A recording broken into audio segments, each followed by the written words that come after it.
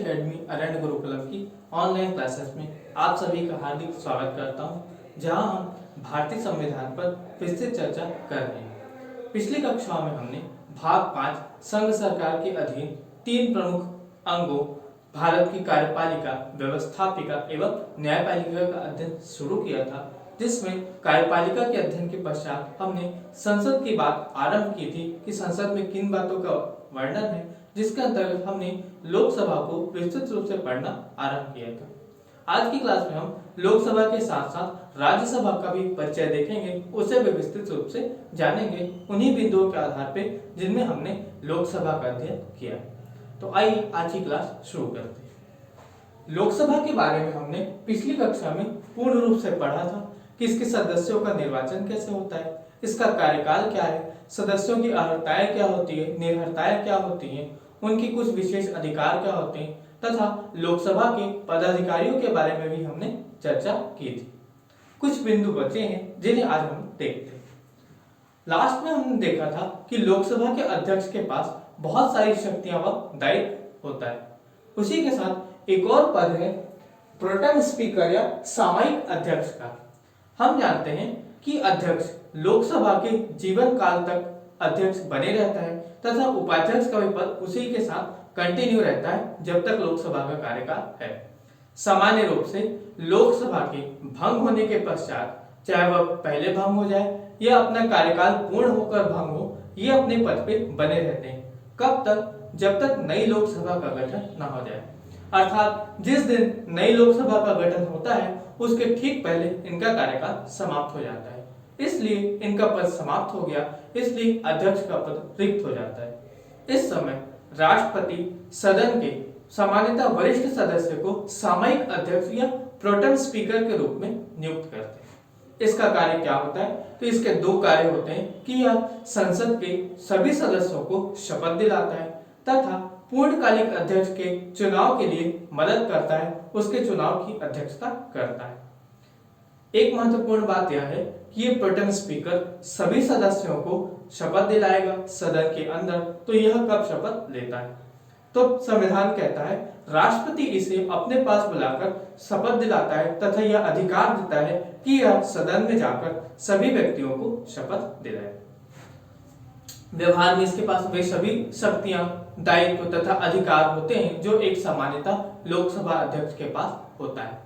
बस अंतर यह है कि यह बहुत ही अल्पकालीन समय के लिए होता है, नियुक्त किया जाता है तथा सभी सदस्यों को शपथ दिलाएगा। शपथ दिलाने के बाद नए अध्यक्ष के चुनाव के बाद, उसके चुने जाने के बाद इसका पद अपने आप समाप्त हो जाता है। ये था प्रोटेम स्पीकर।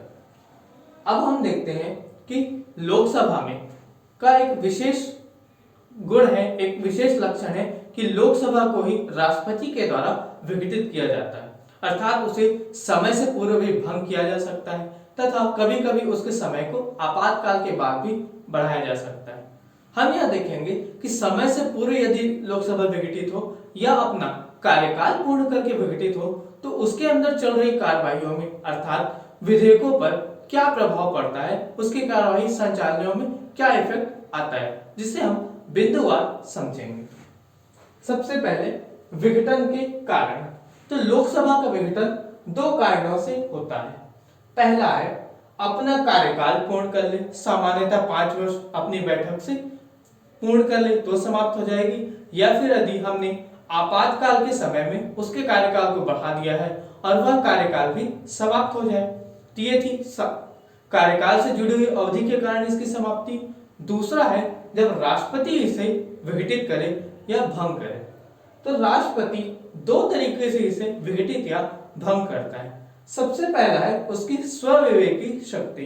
ध्यान दीजिएगा, हमने जब राष्ट्रपति को पढ़ा था तो उसके पास 3 स्वविवेकी शक्ति होती है: प्रधानमंत्री की नियुक्ति में, मंत्रिपरिषद को भंग करने में तथा लोकसभा को भंग करने में। अर्थात यदि मंत्रिपरिषद का लोकसभा में विश्वास नहीं है, उसने अपना विश्वास लोकसभा में गंवा दिया है, तो राष्ट्रपति के पास यह स्व अधिकार आ जाता है कि वह या तो मंत्रिपरिषद को भंग कर दे या पूरी की पूरी लोकसभा को भंग कर दे। इसके साथ ही मंत्रिपरिषद यदि राष्ट्रपति को सलाह दे दे कि वह लोकसभा जनता का प्रत्यक्ष प्रतिनिधित्व उस ढंग से नहीं कर पा रही है तो राष्ट्रपति मंत्रिपरिषद की सलाह मानकर लोकसभा को भंग कर सकता है। तो ध्यान रखिएगा, लोकसभा दोनों तरीके से भंग होगी, स्वविवेक की शक्ति के आधार पर भी और मंत्रिपरिषद की सलाह के आधार पर भी। ये थी बातें विघटन होने के क्या कारण है। अब देखते हैं विघटन के पश्चात क्या प्रभाव पड़ता है। तो विघटन के पश्चात लोकसभा में जो भी विधेयक चल रहे हैं, जो भी प्रस्ताव प्रस्तुत हैं, संकल्प लाए गए हों, नोटिस दिया गया हो, याचिकाएं की गई हो या अनुदान की कोई भी मांग की गई हो, ये सभी समाप्त हो जाएंगे, पूर्णतः जीरो हो जाएंगे। दूसरी बात, यदि ये लंबित विधेयक व आश्वासन जिनकी जांच सरकारी आश्वासन संबंधी समिति कर रही है वे समाप्त नहीं होंगे। ध्यान दीजिएगा, ऐसे कौन से विधेयक हैं जो समाप्त नहीं होंगे या ऐसे कौन से आश्वासन, तो जो कि सरकारी आश्वासन संबंधी समिति के अंतर्गत चले गए हैं, उनमें काम कर रहे हैं, वे समाप्त नहीं होंगे। बाकी सभी विधेयक समाप्त हो जाएंगे जिनकी चर्चा अब हम विस्तृत रूप से, गंभीर रूप से करेंगे। अंदर गूढ़ बात उसमें क्या लिखी है। तो लोकसभा के विघटन का विधेयकों पर प्रभाव क्या है, आइए पॉइंट वाइज समझे। पहला, लोकसभा में लंबित सभी विधेयक व्यवगत का अर्थ होता है समाप्त होना। लोकसभा में लंबित सभी विधेयक व्यवगत हो जाएंगे, चाहे लोकसभा में शुरू हुए हों या राज्यसभा से पास होकर आए हों। दो स्थिति है, यदि लोकसभा ने किसी विधेयक को पेश किया है और पारित नहीं किया तो वह विधेयक भी समाप्त हो जाएगा, तथा ऐसा कोई विधेयक जो राज्यसभा से लोकसभा में आया है और उस पर विचार विमर्श लोकसभा कर रही है और विघटित हो जाए तो वे दोनों प्रकार के विधेयक व्यवगत हो जाएंगे, समाप्त हो जाएंगे, शून्य हो जाएंगे। उन्हें फिर से नई लोकसभा में पेश करना पड़ेगा। दूसरा, लोकसभा द्वारा पारित विधेयक जो राज्यसभा को भेजा गया हो और राज्यसभा ने उसे न निपटाया हो, वह उसके द्वारा न निपटाए गए जो विघटन की तिथि को राज्यसभा में लंबित हो व्यवगत हो जाते हैं।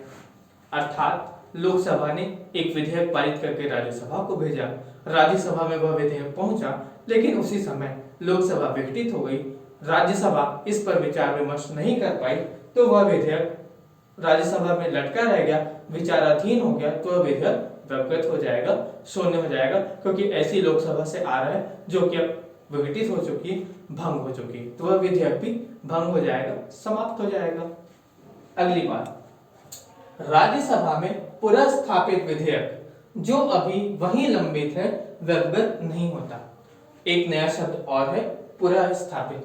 पुनर्स्थापित अर्थात पेश करना या कहीं पर उसे प्रारंभ करना, इसके लिए पुनर्स्थापित शब्द का उपयोग किया जाता है। इससे रिलेटेड एक और शब्द है पुनः स्थापित। पुनः स्थापित का अर्थ होता है फिर से लाना या दोबारा प्रस्तुत करना। यह बिंदु कहना चाह रहा है कि यदि कोई विधेयक राज्यसभा में शुरू हुआ है तथा राज्यसभा में उसकी कार्यवाही चल रही है तथा वो पास होकर राज्यसभा में ही रुका हुआ है, लोकसभा अभी नहीं पहुंचा है, तो वह विधेयक समाप्त नहीं होगा। नई लोकसभा के आने पे वही विधेयक वापस से लोकसभा को भेजा जा सकता है। अगला और सबसे महत्वपूर्ण पॉइंट इसमें जो है, जिससे आपके पीएससी में क्वेश्चन बन भी चुका है, अच्छे से समझिएगा, थोड़ी सी कठिनाई हो सकती है। यदि किसी विधेयक के संबंध में असहमति है और राष्ट्रपति को लगे कि वह विधेयक इंपॉर्टेंट है, तो वह उस पर संयुक्त बैठक बुला सकता है और उसने संयुक्त बैठक की सूचना जारी कर दी है और उसकी सूचना जारी करने के साथ ही लोकसभा विघटित हो गई, अर्थात सूचना जारी करने से पहले लोकसभा का विघटन कर दिया हो, तो विधेयक व्यवगत नहीं होगा। लोकसभा के विघटन के पश्चात भी संयुक्त बैठक में उसे पारित किया जा सकता है। सामान्य रूप से समझे, कोई विधेयक ऐसा था जिस पे लोकसभा व राज्यसभा असहमत थे, राष्ट्रपति ने उसे जनता के हित में समझा और उसे लेकर संयुक्त बैठक का प्रावधान का उपयोग करते हुए संयुक्त बैठक की घोषणा कर दी, उसकी सूचना जारी कर दी। लेकिन उसकी सूचना जारी करने से पहले यदि सदन विघटित हो जाए, लेकिन वह जो डेट है वह विघटन के पश्चात की हो, फिर से बताता हूं, यदि लोकसभा व राज्यसभा में किसी विधेयक को लेकर गतिरोध है और उस गतिरोध को दूर करने के लिए राष्ट्रपति ने संयुक्त बैठक की सूचना जारी कर दी है तथा सूचना जारी करने के पश्चात यदि विघटन हो जाता है लोकसभा का, तब क्या होगा? तो यदि लोकसभा का विघटन सूचना जारी करने के बाद हुआ है तो भी संयुक्त बैठक होगी, उसी तिथि को होगी जिस तिथि को राष्ट्रपति ने डिसाइड किया है। इस भंग लोकसभा के अध्यक्ष के द्वारा ही उसकी अध्यक्षता की जाएगी तथा उसी प्रक्रिया के तहत संयुक्त बैठक के तहत लोकसभा की कार्यवाही के द्वारा ही इसे पास किया जा सकता है या इसे हटाया जा सकता है। लोकसभा का अध्यक्ष इस विधेयक की माफ कीजिएगा इस बैठक की अध्यक्षता करेगा, जैसे सामान्य रूप से संयुक्त बैठक चलती है। सार यही है कि यदि राष्ट्रपति ने संयुक्त बैठक की सूचना जारी कर दी है और लोकसभा भंग हो जाए तो भी उस विधेयक पर कोई प्रभाव नहीं पड़ेगा। जिस तारीख को राष्ट्रपति ने संयुक्त बैठक का आह्वान किया है, बैठक होगी और अपना कार्य करेगी। ऐसा वर्णन अनुच्छेद 108 में संयुक्त बैठक के बारे में किया गया है। अब देखते हैं और बातें क्या है। तो दोनों सदनों द्वारा पास राष्ट्रपति को भेजा गया विधेयक व्यवगत नहीं होता, अर्थात लोकसभा व राज्यसभा दोनों से पारित किया गया विधेयक जो राष्ट्रपति के पास उनके हस्ताक्षर व अनुमति के लिए विचाराधीन है, ऐसा विधेयक समाप्त नहीं होगा। पुनर्विचार के लिए लौटाया गया विधेयक व्यवगत नहीं होगा और सभा इस पर विचार नहीं करेगी। यदि कोई विधेयक राष्ट्रपति के द्वारा लोकसभा के पास पुनर्विचार के लिए आता है तो यह विधेयक समाप्त नहीं होगा, वैसे ही वैलिड रहेगा जैसे सभी विधेयक होते हैं। लेकिन जो लोकसभा भंग हो गई है उसे इस पर विचार करने का अधिकार नहीं होगा। जो नई लोकसभा चुनकर आएगी वह इस पर विचार विमर्श करेगी। अंतिम रूप में आश्वासन जिन्हें सरकार ने कार्यान्वित न किया हो व्यवगत नहीं होते, अर्थात सरकार संसद के माध्यम से देश की जनता को आश्वासन दिलाती है कि वे क्या कार्य करेंगे, कैसे कार्य करेंगे, लेकिन यदि लोकसभा विघटित हो जाए तो उनके आश्वासन विघटित नहीं होते, व्यवगत नहीं होते, समाप्त नहीं होते, अगली सरकार उन्हें पूर्ण कर सकती। तो ये थी बातें लोकसभा के बारे में। लोकसभा के विघटन होने के पश्चात उसमें जो विधेयक लंबित हैं उन पे क्या प्रभाव पड़ेगा, उसकी कार्यवाहियों पे क्या प्रभाव पड़ेगा, इस पे हमने एक नजर रख ली। इस वाले सेक्शन को आप अच्छे से एक बार देख लीजिएगा, लक्ष्मीकांत में अच्छे से पढ़ लीजिएगा, क्योंकि ये संयुक्त बैठक से एक बार क्वेश्चन बन चुका है, काफी घुमावदार था। पेपर में इस टाइप के क्वेश्चन बहुत हार्ड प्रतीत होते हैं क्योंकि बहुत गुड़ बातों को लेकर आते हैं। सामान्य रूप से इन्हें बनाना थोड़ा सा कठिन हो जाता है क्योंकि ये प्रावधान हमेशा याद नहीं आते। विशेष रूप से इसे ध्यान दीजिएगा, बार बार नोट्स में वो अपने बुक में इसे पढ़िएगा ताकि अच्छे से समझ आए। तो यहाँ हमने लोकसभा की बात कर ली, अब हम बात करेंगे राज्यसभा के बारे में। तो अनुच्छेद 80 में राज्यसभा का वर्णन है कि संसद का एक प्रमुख अंग राज्यसभा भी होगा, जिसमें राज्यों के प्रतिनिधित्व को शामिल किया गया है। अर्थात जैसे लोकसभा में देश की जनता का सीधे रूप से प्रतिनिधित्व था, उसी प्रकार राज्यसभा में भारत देश के जितने भी राज्य व केंद्र शासित प्रदेश हैं उनको राज्यों को प्रतिनिधित्व दिया गया। क्यों? तो केंद्र का जो वर्चस्व है उसको कम करने के लिए, दोनों के बीच सामंजस्य को अच्छी तरह बैठाने के लिए राज्यों के प्रतिनिधित्व को भी शामिल किया गया। अब हम देखते हैं राज्यसभा के लिए उपयोग में आने वाले कुछ प्रमुख नाम या संबोधन, जैसे उच्च सदन, दूसरा सदन या दूसरा चैम्बर, बड़ों की सभा, स्थायी सदन, अनुभवी सदन, बुद्धिजीवियों का सदन व राज्यों का सदन। सामान्यतः इसमें बुद्धिजीवी बुजुर्ग व्यक्ति रहते हैं जिन्हें काफी अनुभव होता है लोकसभा अध्यक्ष की तुलना में। इसके सदस्यों की उम्र की सीमा भी उनसे अधिक होती है। इनका निर्वाचन कैसे होता है? तो इनके निर्वाचन की प्रक्रिया लोकसभा से अलग है। लोकसभा में जहां आप प्रत्यक्ष रूप से अपने प्रतिनिधि को चुनकर भेजते हैं, वे व्यक्ति जो 18 वर्ष की आयु पूर्ण कर चुके हैं वयस्क मताधिकार का प्रयोग करके आम चुनाव के माध्यम से अपने प्रतिनिधि का चुनाव करते हैं। यहाँ पे प्रक्रिया उल्टी है, जैसे यहाँ अप्रत्यक्ष चुनाव होता है, अर्थात आप सीधे अपने प्रतिनिधि को नहीं चुनेंगे, आपका प्रतिनिधि राज्यों के विधानसभा के जो सदस्य होते हैं उनके द्वारा चुना जाएगा। प्रक्रिया क्या होगी? तो वही प्रक्रिया जिसके माध्यम से आपने अपने राष्ट्रपति व उपराष्ट्रपति को चुना था, अर्थात आनुपातिक प्रतिनिधित्व व एकल संक्रमणी मत पद्धति, जिसकी चर्चा हमने राष्ट्रपति के चैप्टर में विस्तार रूप से की थी। अब देखते हैं इसका कार्यकाल। तो ध्यान रखिएगा, लोकसभा का कार्यकाल प्रथम बैठक से 5 वर्ष तक होता है, जिसे बढ़ाया भी जा सकता है और घटाया भी जा सकता है। लेकिन राज्यसभा का कार्यकाल स्थायी होता है, इसका कोई विघटन नहीं होता, कोई निश्चित कार्यकाल नहीं है, क्योंकि कभी यह समाप्त होगा ही नहीं। राज्यसभा हमेशा जारी रहने वाला सदन है। इसके केवल सदस्यों का कार्यकाल बदलता है। लोकसभा के सदस्यों का कार्यकाल 5 वर्ष होता है, राज्यसभा के सदस्यों का कार्यकाल 6 वर्ष निर्धारित किया गया है। साथ ही हर 2 वर्ष में 1/3 सदस्य बदल जाते हैं, परिवर्तित हो जाते हैं। इसके सदस्य बार बार भी अपने पद पे आ सकते हैं, राज्यों के द्वारा नियुक्त होकर के बार बार आने की पात्रता योग्यता रखते हैं।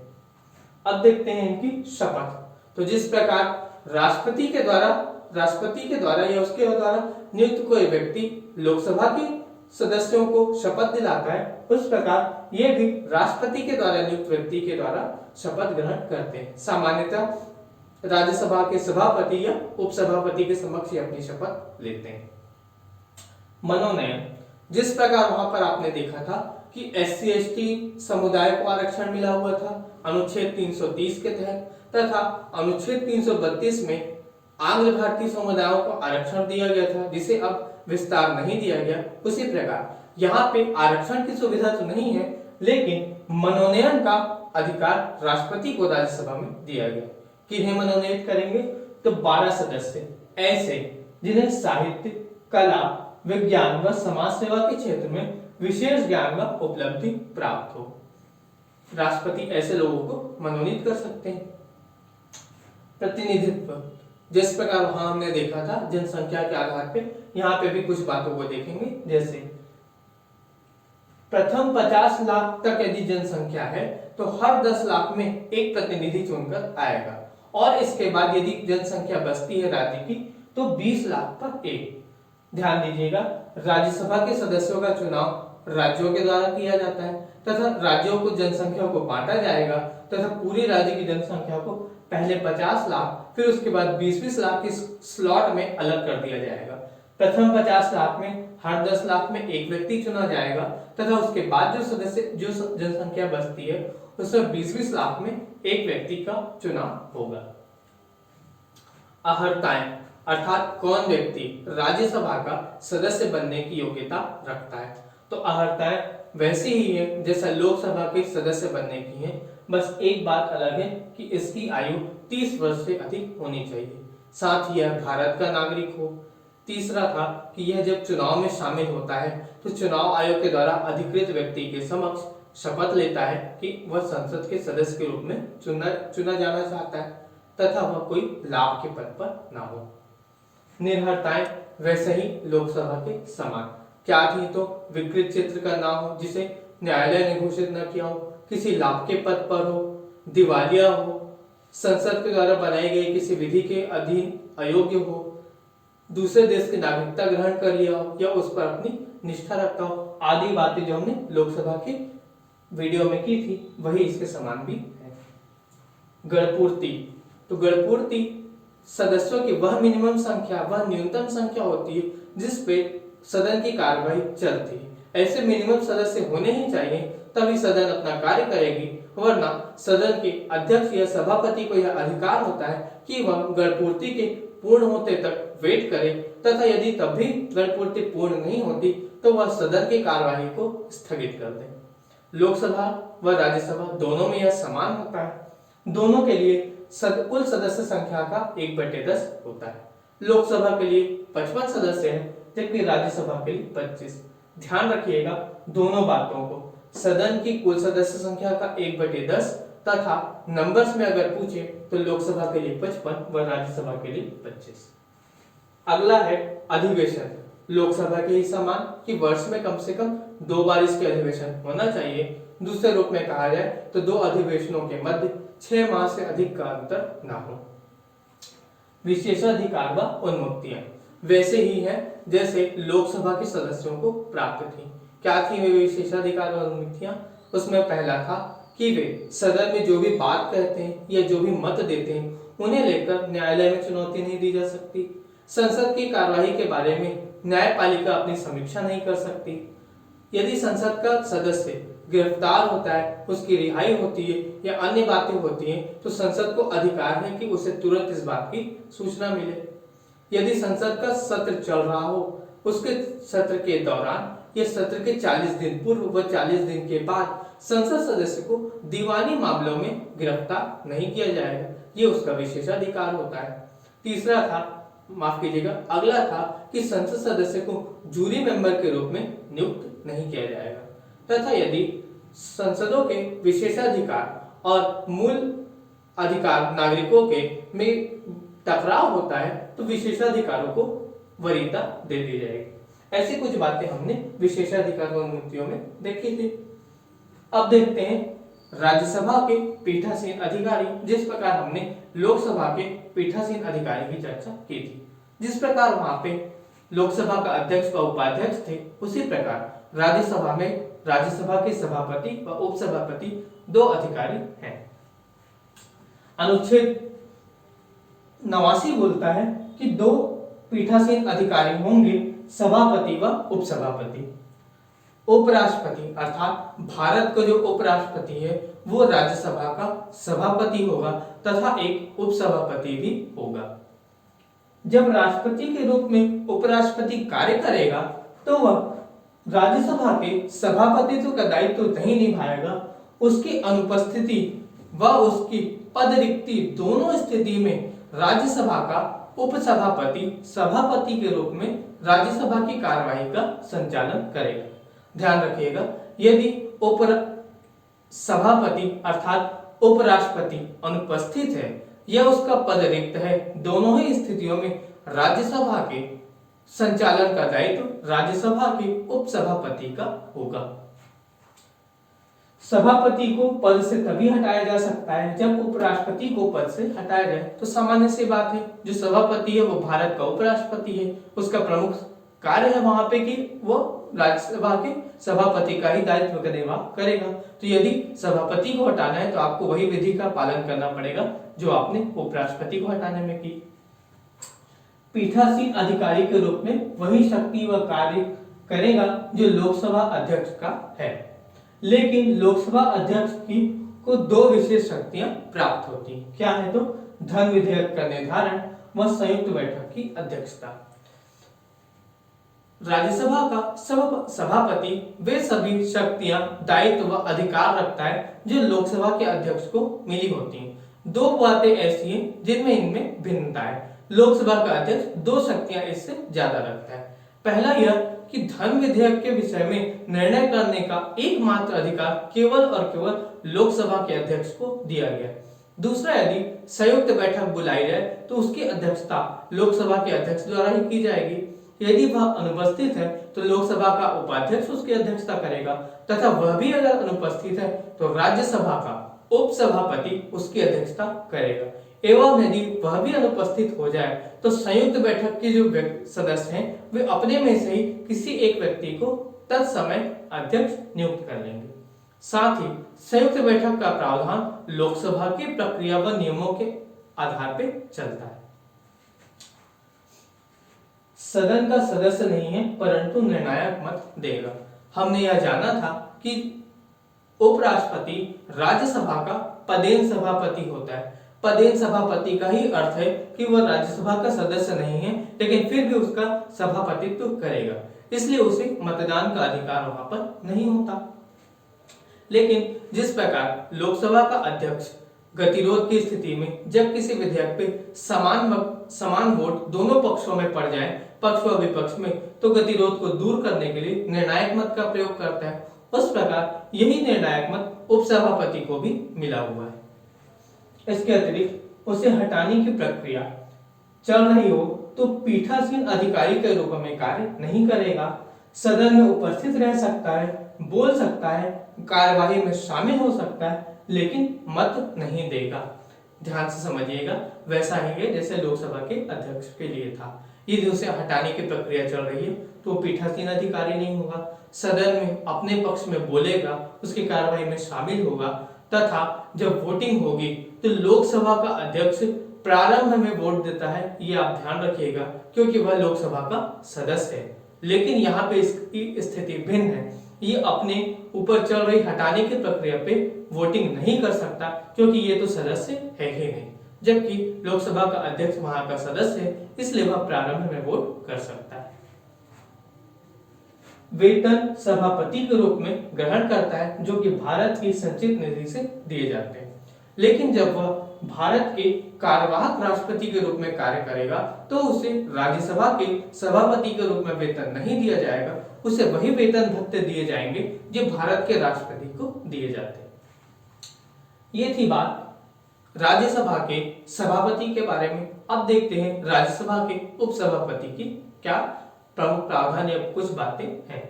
तो सबसे पहला है राज्यसभा, इसकी नियुक्ति कैसे होती। तो राज्यसभा अपने सदस्यों में से ही उपसभापति का चुनाव कर लेती है बहुमत से। उसे कैसे पद से हटाया जा सकता है, तो 3 मामले हैं या 3 आधार हैं जब उसका पद खाली होता है। पहला, राज्यसभा में उसकी सदस्यता समाप्त हो जाए। हमने देखा कि सदस्यों का कार्यकाल 6 वर्ष का होता है, यदि 6 वर्ष का कार्यकाल उसका समाप्त हो जाए तो अपने आप उसका उपसभापति का भी पद समाप्त हो जाएगा। दूसरा है सभापति को इस्तीफा दे दे। यदि वह किसी कारण से इस्तीफा देना चाहता है तो वह सभापति को संबोधित करके इस्तीफा दे सकता है, वह अपने पद से मुक्त हो सकता है। तीसरा है यदि उसे हटाना है तो उसकी क्या प्रक्रिया है। तो संविधान कहता है 14 दिन की पूर्व सूचना देकर उसे जिसे हटाना है अर्थात उपसभापति को राज्यसभा उसके प्रस्ताव को बहुमत से पारित कर दे तो वह अपने पद से हट जाएगा। अर्थात राज्यसभा अपने समस्त बहुमत से उस संकल्प को पारित कर दे जिसे उसने 14 दिन पूर्व उपसभापति को हटाने के लिए भेज दिया था, उसे सूचित कर दिया था। ये थी इसके पद की रिक्ति या पद से कैसे हटाया जाएगा। अब देखते हैं उपसभापति से रिलेटेड कुछ तथ्य, जैसे वह सभापति के अधीनस्थ नहीं होता, उसका एक विशेष दायित्व है, वो राज्यसभा का उपसभापति है। जब सभापति पीठासीन अधिकारी होता है तो उपसभापति राज्यसभा के सामान्य सदस्य की तरह ही उसकी कार्यवाही में भाग लेगा, बोलेगा तथा अपनी अभिव्यक्ति करेगा। दूसरा है सभापति, राज्यसभा की कार्यवाही के बारे में इसमें बात की गई है। यदि सभापति अनुपस्थित है तो उसकी जगह पे उपसभापति कार्य का संचालन करेगा, लेकिन यदि उपसभापति भी अनुपस्थित है तो उसकी जगह पे उपसभापति की एक तालिका होती है राज्यसभा में, जिस प्रकार लोकसभा के सभापतियों की तालिका थी, जिसमें 10 सदस्य निर्धारित होते हैं। ये 10 सदस्य राज्यसभा के कार्यवाहियों का संचालन क्रमवार करते हैं, और यदि ये 10 सदस्य भी उस समय उपस्थित नहीं है तो राज्यसभा अपने उपस्थित सदस्य में से किसी एक को अपना अध्यक्ष उस समय के लिए चुन लेगी राज्यसभा की कार्यवाही को चलाने के लिए। ये थी स्थिति जब सभापति व उपसभापति दोनों अनुपस्थित हो। दूसरी स्थिति आती है जब पद रिक्ति हो, अर्थात जब उपसभापति का पद रिक्त हो, अर्थात हमारे यहाँ कोई उपराष्ट्रपति ना हो या उपराष्ट्रपति कार्यवाहक राष्ट्रपति का कार्य कर रहा हो और राज्यसभा के उपसभापति का भी पद रिक्त हो, तो इस स्थिति में राज्यसभा के सभापतित्व का दायित्व कौन संभालेगा, ये कौन उसका निर्वाह करेगा। तो संविधान कहता है कि राष्ट्रपति इस समय राज्यसभा के लिए सभापति के रूप में किसी व्यक्ति को संचालन के लिए नियुक्त कर देगा तथा जल्द से जल्द सभापति व उपसभापति के लिए, जिसके लिए भी पहले आवश्यक हो, चुनाव करा लिया जाएगा।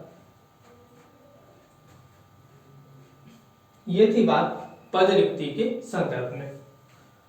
तो आज हमने राज्यसभा के उन्हीं बिंदुओं पर चर्चा की जिस पर हमने लोकसभा का अध्ययन किया था, उसके बातों को जाना था। अब हमें एक महत्वपूर्ण बिंदुओं पे राज्यसभा व लोकसभा का तुलनात्मक अध्ययन करना है, और वह है उनके शक्तियां व दायित्व कि उनके क्या कार्य होते हैं कार्यपालिका के क्षेत्र में, विधायिका के क्षेत्र में, न्यायिक क्षेत्र में व वित्तीय क्षेत्र में, या कुछ विशेष अधिकार या शक्तियां उन्हें दी गई, जिसकी चर्चा हम अगली क्लास में करेंगे। आप एक बार अच्छे से इन्हें समझ लीजिए, अपनी रेफरेंस बुक लक्ष्मीकांत का अध्ययन साथ ही साथ करते जाइए। धन्यवाद।